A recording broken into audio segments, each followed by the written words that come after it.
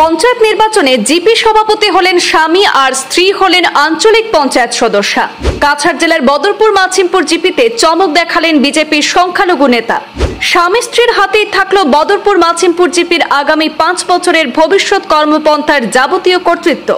বিষয়টি ব্যাপক চর্চিত হচ্ছে কাছাড় জেলা সহ গোটা বরাক উপত্যকায়। ধন্যবাদ।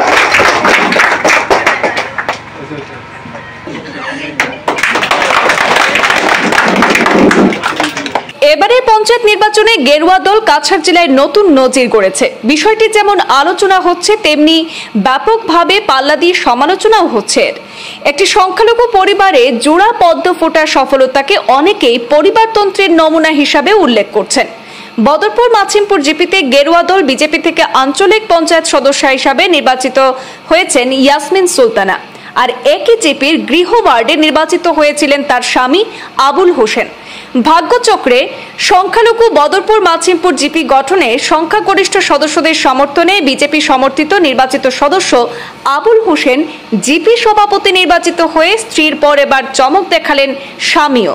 কাকতালীয়ভাবে একই পরিবারের দখলেই চলে গেছে সেই জিপির সভাপতি এবং আঞ্চলিক পঞ্চায়েত সদস্য পদ। রীতিমতো নজিরবিহীনভাবে স্বামী স্ত্রীর রাজনৈতিক সফলতার কাহিনী এখন কাছাড় জেলা সহ গোটা উপত্যকায় চর্চা লাভ করছে। উল্লেখ্য, কাছাড় জেলার সংখ্যালঘু অধ্যুষিত বদরপুর মাছিমপুর জিপিতে গেরুয়া দলের হয়ে সংখ্যালঘু পরিবারের স্বামী স্ত্রীর এমন ফলাফল অনেকের কথায় নজিরবিহীন ঘটনা। কাছাড়ের পূর্বতন বরখোলা বর্তমান ডিলিমিটেশনে শিলচর বিধানসভা কেন্দ্রের অন্তর্ভুক্ত বদরপুর মাছিমপুর জিপি সভাপতি হিসেবে জয়ী হয়েছেন আবুল হোসেন এবং তার স্ত্রী ইয়াসমিন সুলতানা আঞ্চলিক পঞ্চায়েত সদস্য পদে জয়ী হয়েছেন। সংখ্যালঘু মুসলিম এলাকা থেকে গেরুয়া দলের বিরাট সাফল্যের পর জিপির 10 জন গ্রুপ সদস্য সমর্থন পেয়ে জিপি সভাপতি পদে জয়ী হন আবুল হোসেন এবং বহু ভোটের ব্যবধানে আঞ্চলিক পঞ্চায়েত সদস্য পদেও ভারতীয় জনতা পার্টি থেকে জয়ী হয়েছেন ইয়াসমিন সুলতানা। একই ঘরে স্বামী জিপি সভাপতি এবং স্ত্রী আঞ্চলিক পঞ্চায়েত সদস্য পদে জয়ী হয় আগামী 5 বছর সংশ্লিষ্ট জিপির যাবতীয় কর্তৃত্ব এক দম্পতির অধীনেই রয়ে গেছে। এই দম্পতি জিপিবাসীর মন রাখতে কতটুকু সফল হবেন সেটাই এখন হচ্ছে লক্ষণীয় বিষয়। সবাইকে আমি এটাই বলতে চাই যে ওরা ওদের মূল্যবান ভোট দিয়ে আমাদেরকে জিতিয়েছেন। আগামী 5 বছর আমরা যেন ওদের সুখে দুঃখে ওদের বিপদে আমরা যেন ওদের পাশে থাকতে পারি। বিগত দিনে এই জিপির আঞ্চলিক পঞ্চায়েত সদস্য হিসেবে আসলাম। আর এই এলাকাটা আপনার ডিলিমিটেশন যে টোটাল একটা মাইনরিটি পার্ট হয়ে গেছে, এখানের মধ্যে 85% মাইনরিটি মানুষ।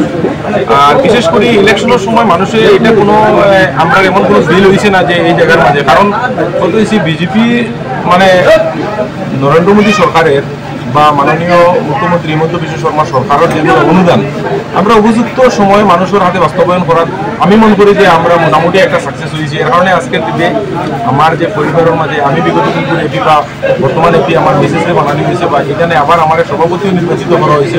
তো আমি মনে করি এখানের মাঝে বিজেপির একটা বিট মজবুত হয়েছে। আগামী 26-এ আমরা এখান থেকে একটা ভালো রেজাল্ট ভারতীয় জনতা পার্টির পক্ষে আমরা আনতে পারবো। আর এই এলাকার আজকে যে আমরা এখানে অনেক সংবর্ধনা দেন 9 নম্বর বা 10 নম্বর ওয়ার্ডের মধ্যে আমরা অনেক সন্তুষ্ট এবং ধন্যবাদ জানাই। আর এই এলাকার মাঝে একটা মানে জ্বলন্ত সমস্যা আছে যে বিগত দিন ফ্লাডে এই রাস্তা এখানের মাঝে একটা মেইন রাস্তার মাঝে 2টা জায়গা ভাঙি গেছে। তো আপাতত তারা আমার কাছে এটা একটা ডিমান্ড করছে যে মানুষের চলাফেরা করার ব্যবস্থা একটা করিয়া দেওয়ার হবে। তো আমি 2-4 দিনের ভিতরে আমার যে ওয়ার্ড মেম্বার তারা বইয়া একটা আলোচনা করিয়া হয়তো আমরা ব্যক্তিগত তবিল জন্য কোনো একটা সাহায্য তারা করতাম, এই একটা ভরসা তারা আমরা এসেছি। আর আগামী দিনে মানুষের যেটা আশা করি আমরা নির্বাচিত করছে, আমি মনে করি যে মানুষের আশার মাঝে খাড়া হওয়ার চেষ্টা আমরা করবো।